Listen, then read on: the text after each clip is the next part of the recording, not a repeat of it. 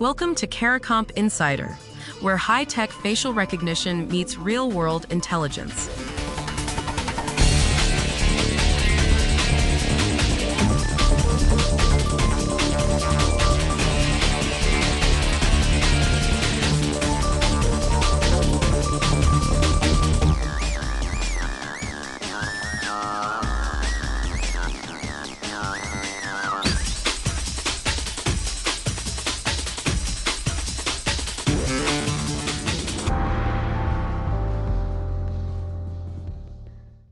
At a staff meeting this past April, a lawyer for Elon Musk's AI company stood up and told employees the firm needed their faces and voices. Not for a badge. To train AI avatars, digital characters built from real workers, biometric data. According to Wall Street Journal reporting, employees said they felt compelled to hand it over. There was no clear way to say no. So let me ask you something. Does your office scan your face to let you in the building? Does it clock you in with a fingerprint or a voice print?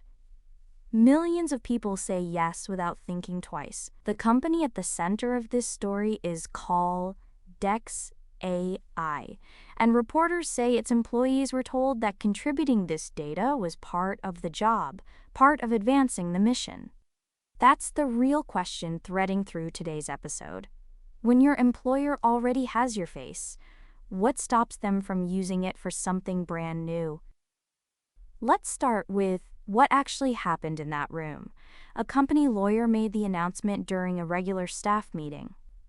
Employees told reporters they didn't feel they could decline. And in most of the United States, that's perfectly legal. Think about what that means for your own desk.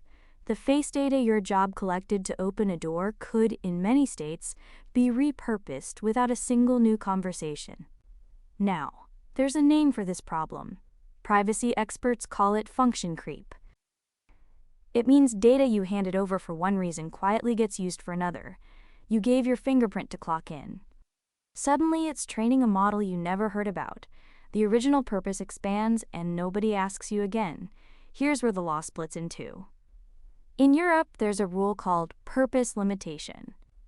According to privacy researchers, it means biometric data collected for building access can't automatically be flipped into AI training material. You'd need fresh, explicit consent. The United States? That safeguard barely exists in employment law. One state stands out. Illinois has a law that requires written consent before a company can collect your biometric data at all. According to legal analysts, violations there have triggered settlements worth millions of dollars.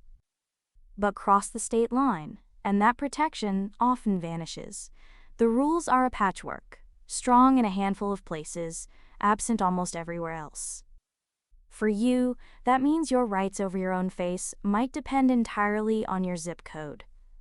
And there's a deeper legal knot. Employment lawyers will tell you real consent has to be freely given. It can't be a condition of keeping your job. So when contributing your biometrics gets framed as a job requirement, that's not consent anymore. That's pressure wearing a consent form's clothes. Here's the part that reframes everything. The danger isn't one company making one bad call. It's that collecting your face for security has become so normal that companies can argue they already have it. So why ask twice?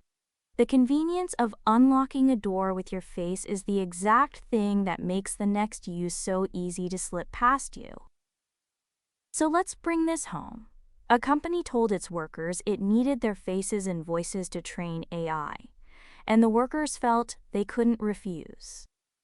In most states, no law clearly stopped that. The data you give for one harmless reason can quietly become something else entirely.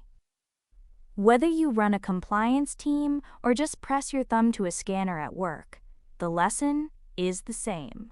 The face you use to clock in might already be doing a second job you never agreed to. The full story's in the description if you want the deep dive.